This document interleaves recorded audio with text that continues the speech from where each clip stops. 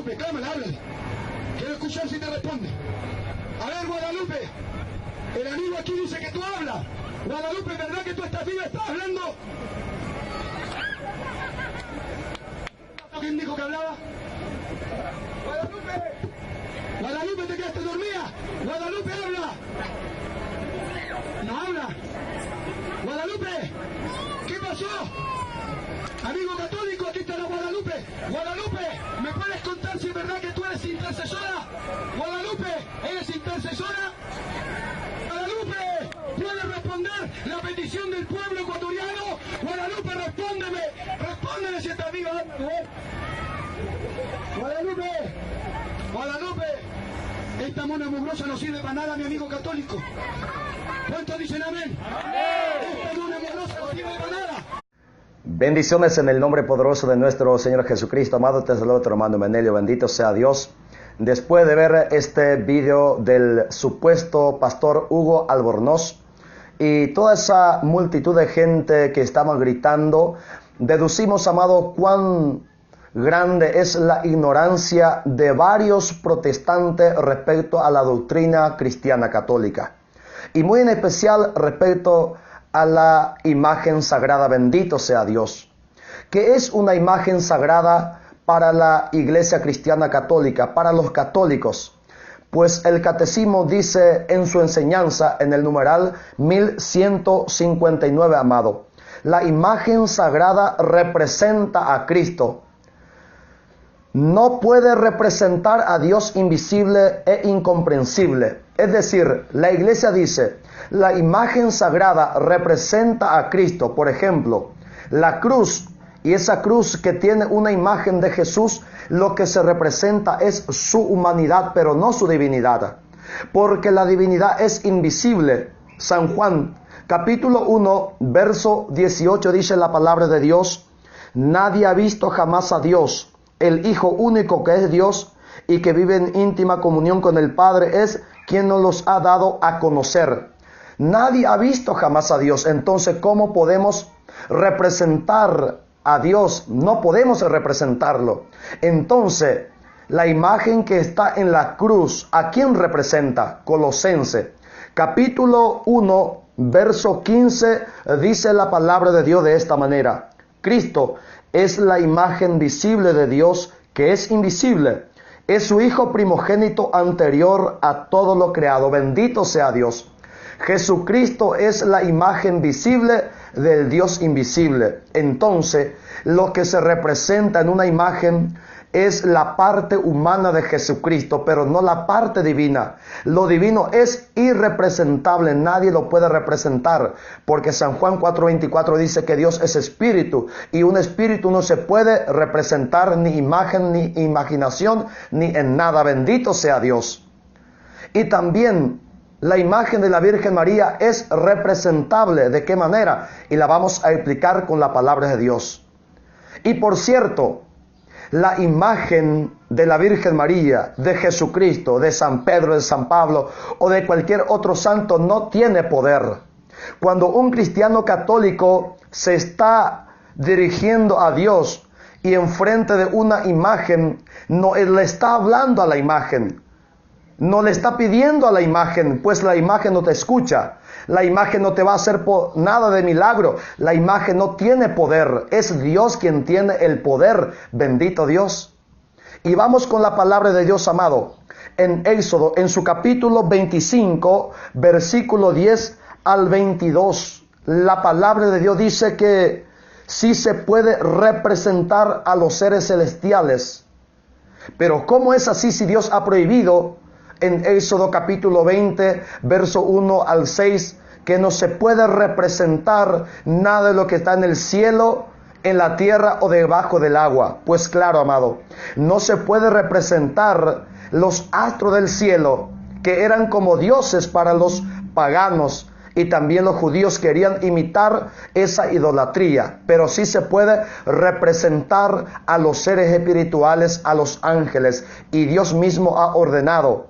Y encontramos propiamente en el versículo 17, dice, haz una tapa de oro puro, que mida 1 metro y 10 centímetros de largo por 65 centímetros de ancho, con 2 seres alados de oro labrado a martillo en los 2 extremos.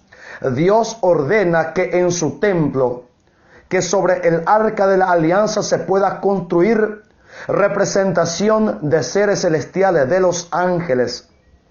Amado, y la palabra de Dios dice en Número, en su capítulo 21, verso 8, que la imagen ordenada por Dios puede ser útil para que Dios pueda hacer milagro por medio de esa imagen. Y dice la palabra, Número 21, 8. El Señor le dijo a Moisés: hazte una serpiente como esas y ponla en el asta de la bandera.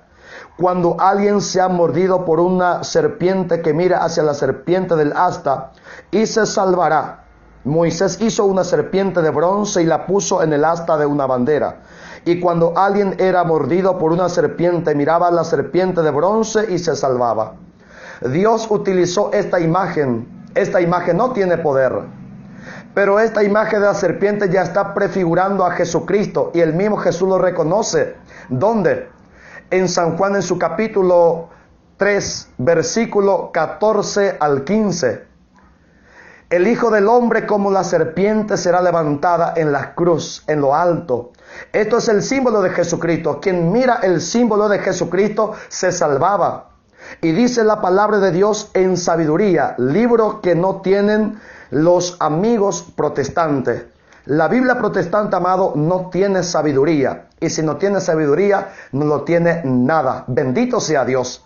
Y dice Sabiduría en su capítulo 16, verso 6 al 7, la palabra de Dios. Lo asustaste un poco para que escarmentaran, pero le diste una señal de salvación. Hay una señal de salvación, y esta es la serpiente de bronce, para que recordaran los mandatos de tu ley. Cuando ellos miran la imagen de la serpiente, ¿a qué se recuerda? Se recuerda al mandato de la ley de Dios. Quien se volvía hacia aquella señal se salvaba, no en virtud de la señal misma que veía, sino gracias a ti, Salvador de todos. Cuando ellos miraban la imagen, no es que la imagen tenía una virtud, que tenía un poder, sino que en virtud del poder de Dios ellos se salvaban. Pero era necesario, era útil una imagen visible, palpable. Dios lo utilizó para sanar a este pueblo en el Antiguo Testamento. Así también en el Nuevo Testamento, la imagen de la Virgen María. La imagen de una cruz no tiene poder, pero sí Dios utiliza. Y por eso cuando un poseído, cuando un sacerdote exorcista está orando y le muestra la cruz a ese poseído, lo sabemos cómo se revuelca, cómo grita Satanás, porque no puede ver esa cruz. No es que la cruz tenga poder, sino que tiene poder aquel que murió en la cruz, y se llama Jesucristo. Bendito sea Dios. La palabra de Dios, amado, sigue diciendo en Hechos de los Apóstoles, en su capítulo 19, verso 11 al 12. Si tú te compras hoy un pañuelo, y si tienes a una persona enferma en tu casa, tú puedes llevar ese pañuelo y poner sobre el enfermo, no se va a sanar. Pero si ese pañuelo fuera de Pablo, si ese pañuelo fuera de la Virgen María, fuera de San Pedro o de algún gran santo, ¿cómo es el resultado? Escucha lo que dice la palabra de Dios. Y Dios hacía grandes milagros por medio de Pablo, tanto que hasta los pañuelos o las ropas que habían sido tocados por su cuerpo eran llevados a los enfermos, y estos se curaban de sus enfermedades, y los espíritus malignos salían de ellos. Bendito Dios. Al comienzo dice la palabra de Dios, y Dios hacía grandes milagros. No es el pañuelo de Pablo que hace milagro, Dios hacía grandes milagros. Pero ¿qué medio está utilizando Dios para hacer milagros? Un pañuelo. Qué fácil es, amado, para Dios hacer milagro utilizando un pañuelo. ¿Cómo es que un pañuelo va a sanar a un canceroso? Sí, no es que el pañuelo tenga poder. Dios tiene poder, pero Dios utiliza un retazo de tela.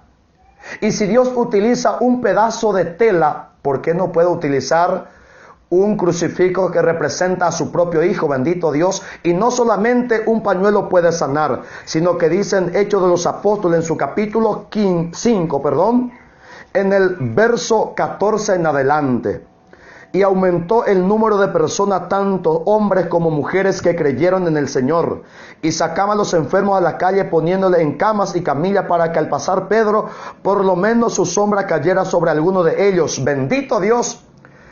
Si la sombra de Pedro tiene poder, amado, entonces esto ya va a ser una idolatría. Pero ¿por qué entonces la sombra de Pedro está sanando?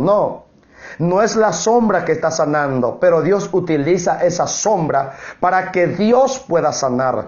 Es Dios quien tiene milagro y no la sombra de Pedro. Así también Dios utiliza los objetos sagrados, y la encontramos en San Juan, en su capítulo 9, amado, en el versículo 6, dice la palabra de Dios: después de haber dicho esto, Jesús escupió en el suelo, hizo con la saliva un poco de lodo y se lo untó al ciego en los ojos. Luego le dijo: ve a lavarte al estanque de Siloé. El ciego fue y se lavó, y cuando regresó ya podía ver. Bendito sea Dios. Un lodo hecho con la saliva de Jesús y un poco de tierra. Jesús tenía poder para sanar con su palabra. Jesús tenía poder para decir al ciego: quédate sano, libre. Pero ¿por qué Jesús utilizó un lodo? Porque Dios muestra que los objetos palpables, lo que se pueda tocar, lo que está a nuestro alrededor, es útil para que sea medio de sanación y de salvación para muchos. Dios utilizó un pedazo de tierra y sigue utilizando por medio de estos pedazos de tierra, de piedra, que es convertida en un objeto sagrado. Y Dios lo utiliza como medio de sanación, pero es Dios quien sana, quien liberta. Bendito sea Dios. Y si seguimos analizando la palabra de Dios, amado, en San Juan, en su capítulo 3, versículo 13, dice la palabra de Dios. Y lo que se preguntan muchos protestantes: ¿por qué los católicos hoy tienen imagen de santo? Si Pedro, si Pablo, si la Virgen María, si nadie tenían imagen de santos. Por supuesto que no tenían. ¿Por qué? Escucha lo que dice San Juan 3:13. Nadie ha subido al cielo sino el que bajó del cielo, es decir, el Hijo del Hombre. Antes de que Jesucristo subiera al cielo, nadie se subió antes. Abraham cuando murió Moisés, Elías, Eliseos y todos los grandes profetas, los santos del Antiguo Testamento, no entraron en el cielo. ¿Por qué ellos no pudieron entrar en el cielo? Génesis capítulo 3, versículo 23 al 24 dice que la puerta que llevaba al árbol de la vida se quedó cerrada esa puerta. Un ángel, un querubín, cubría ese camino que lleva al árbol de la vida. Entonces vino Jesucristo, ¿para qué? Y dice Mateo 27, 50 en adelante: Jesús dio otra vez un fuerte grito y murió. En aquel momento el velo del templo se rasgó en dos, de arriba abajo. La tierra tembló, las rocas se partieron, y los sepulcros se abrieron, y hasta muchas personas santas que habían muerto volvieron a la vida. Entonces salieron de sus tumbas después de la resurrección de Jesús y entraron en la santa ciudad de Jerusalén, donde mucha gente los vio. Bendito Dios. Este es el símbolo, lo que sucede con la muerte de Cristo. ¿Qué sucedió? El velo que nos separaba de Dios ahora se partió en dos. Este velo ahora se rompe. Ahora los muertos se levantan de la tumba y entran en la ciudad de Jerusalén. Esto es el símbolo del cielo. Ahora los santos ya resucitan en espíritu, no en cuerpo, su espíritu, para entrar ahora en la Jerusalén celestial. Ahora los santos que son salvos, su espíritu ya va en el cielo. Y eso la encontramos, amado, en la palabra de Dios. Porque Jesucristo vino a abrir este camino que nos estaba cerrado para entrar en el cielo. Jesús ahora rompe este velo con su muerte, bendito Dios, y con su resurrección.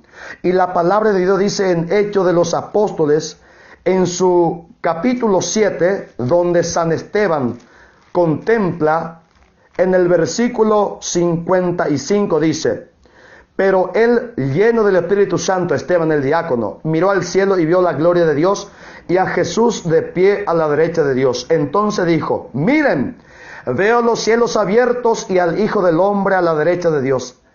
¿Cómo ve San Esteban el cielo? Abierto. ¿Y antes cómo estaba?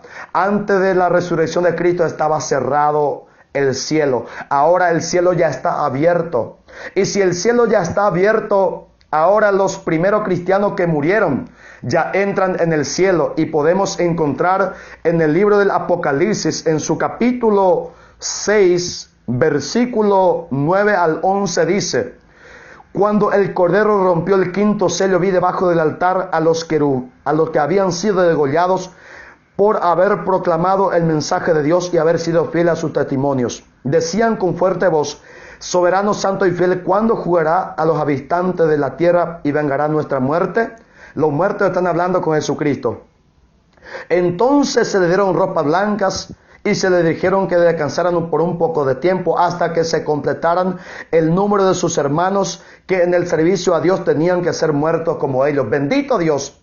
Ahora los santos ya están en el cielo. Ahora María, Pedro, Pablo ya están en el cielo. Y como encontramos en el Antiguo Testamento que a los ángeles sí se puede representar, y después de la resurrección de Cristo, después de la entrada de Cristo en el cielo, los santos sí ya pueden entrar. Los espíritus, el alma de los santos ya entra en el cielo y ya están ahí. Y dice Apocalipsis 7:9: después de esto miré y vi una gran multitud de todas las naciones, razas, lengua y pueblos. Estaban de pie delante del trono y delante del Cordero, y eran tantos que nadie podía contarlos. Iban vestidos de blanco y llevaban palmas en las manos. Delante del Cordero, o sea que delante de Jesucristo. ¿Y dónde está Jesucristo? En el cielo. ¿Y dónde están estas almas de todas las razas, lenguas y naciones? Delante de Él. O sea que en el cielo, llevando palmas en las manos. Y ahora a esto nosotros le representamos.